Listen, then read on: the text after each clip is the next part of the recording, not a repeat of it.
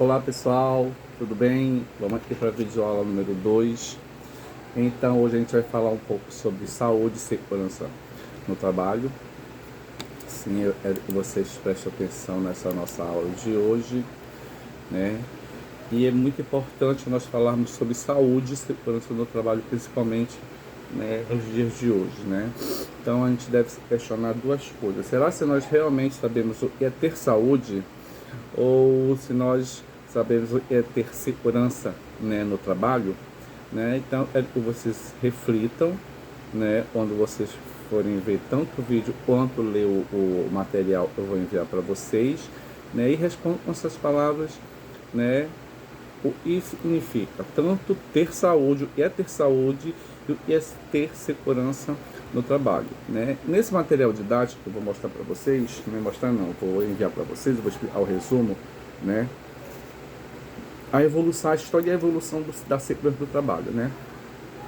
Desde o Egito Antigo até houve sempre uma melhoria. E a gente sabe o seguinte, né? E para que se crie uma lei ou para que melhore uma lei, sempre tem e ocorreu ou ocorreu algum tipo de acidente, alguém morreu, alguém se machucou, né?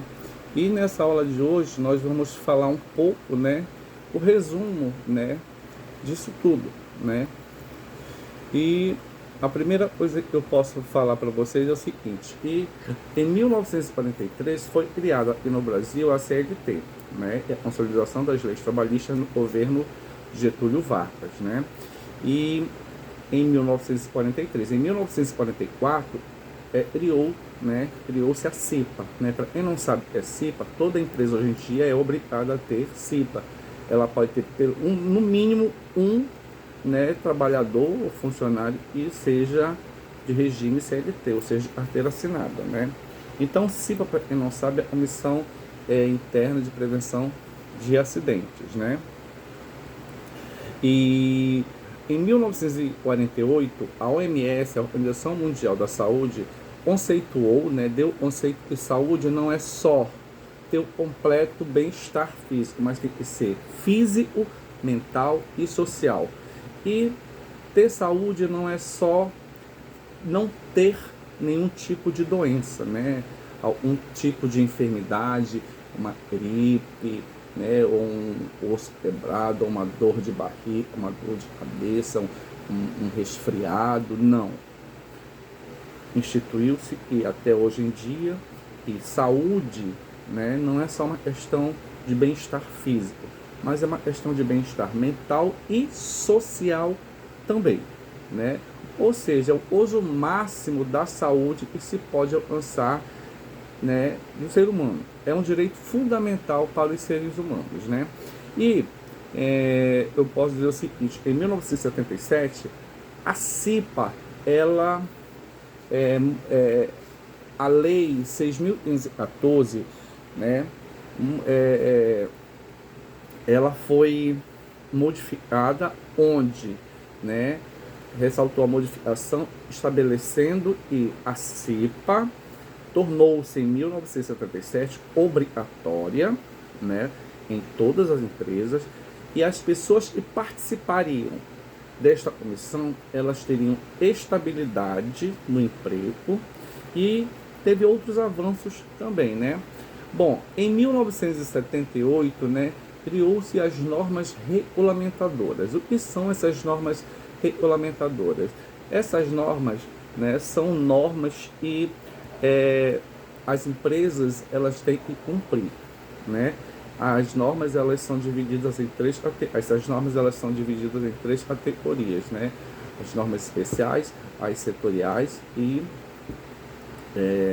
setoriais, especiais e gerais, né?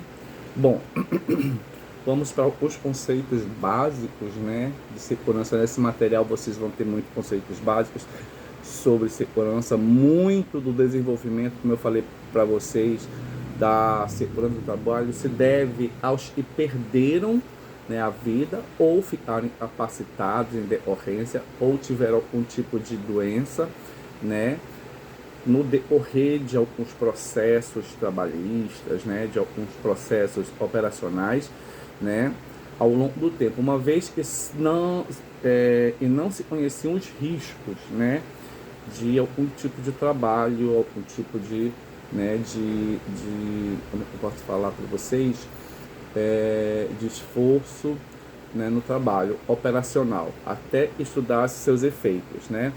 Então, a gente pode dizer que segurança do trabalho, em termos gerais, é uma série de medidas técnicas, administrativas, médicas e, sobretudo, educacionais e comportamentais, né? Então, o que a gente pode dizer com isso, né? E segurança do trabalho não depende somente da empresa, né?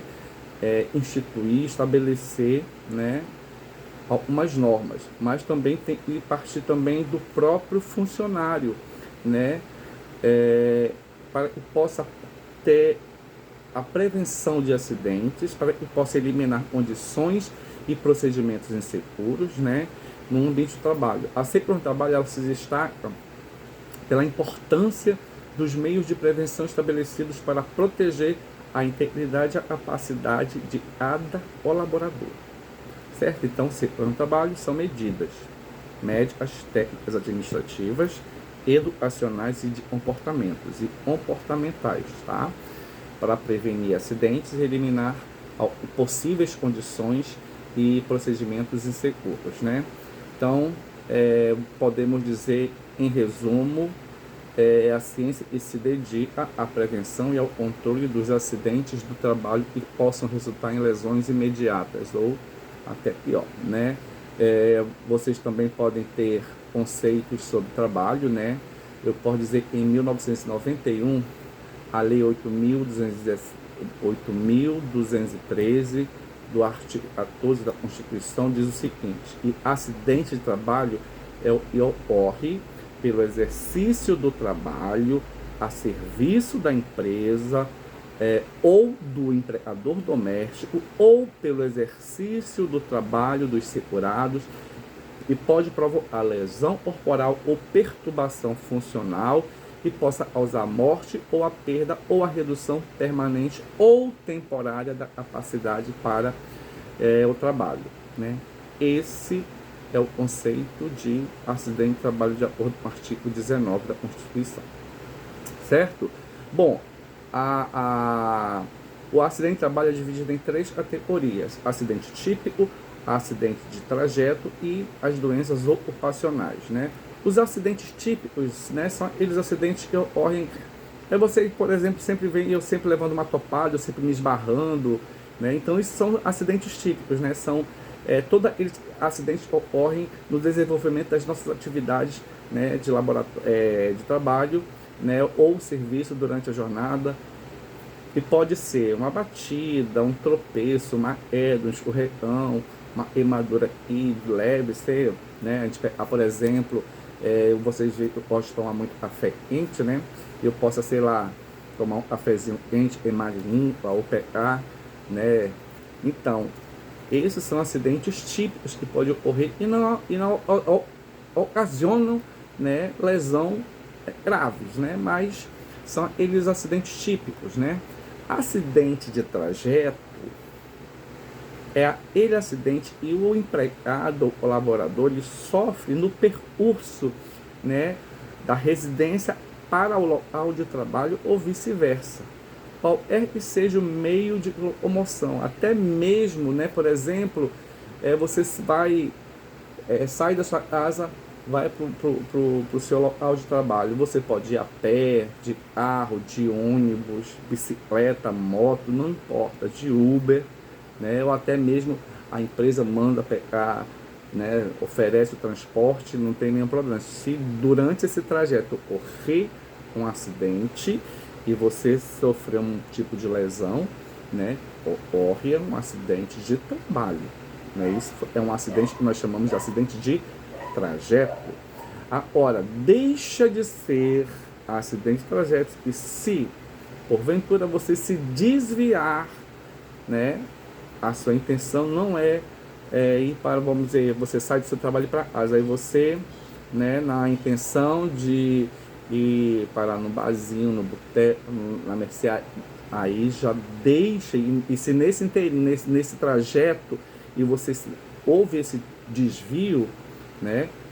Ao invés de você ir para casa, vai para um outro local, e nesse intervalo ocorre um acidente, aí deixa de ser um acidente de trajeto, certo? O acidente de trajeto, não importa se a empresa lhe deu o vale transporte, né? Ou condução própria, né? Ou se ocorreu você indo da sua casa para o seu trabalho e do seu trabalho para a sua casa sem nenhum desvio de finalidade, então é um acidente de trajeto. Doenças ocupacionais são aquelas doenças, né, que são desenvolvidas em consequência da atividade que exerce, que você exerceu, ou que o trabalhador exerce e ele está exposto a algum tipo, né, a agentes ambientais, né, são os riscos ambientais, né, e podem ser ruídos, gases, vapores, micro-organismos, né, enfim. Então, é o conceito aí, né, da classificação, né, de acidente de trabalho, né, acidente típico, acidente de trabalho e doenças ocupacionais, né? Vocês também vão ter a classificação dessas doenças ocupacionais, que pode se dividir em doenças profissional e a doença do trabalho. Então, olha, é diferente, doença profissional e a doença de trabalho, certo? Vocês também vão ver, né, dentro desse material que eu vou enviar, né, quais são os agentes ambientais, né, são classificados em 5 categorias, né, dentro são agentes físicos, químicos, biológicos, ergonômicos e acidentes, né.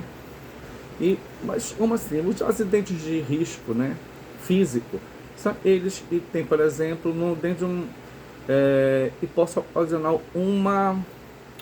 algum transtorno ou algum risco físico, tipo ruídos, vibrações, radiação ionizantes, não ionizantes, frio, calor, pressões anormais, umidade, os riscos químicos, tem tudo a ver com tudo aquilo que possamos inalar pelas nossas vias nasais ou pela boca, como poeira, fumaça, névoas, neblina, gases, vapores, grupo marrom, né, o grupo biológico, né, que a gente podendo estar exposto a vírus, bactérias, protozoários, fungos, parasitas.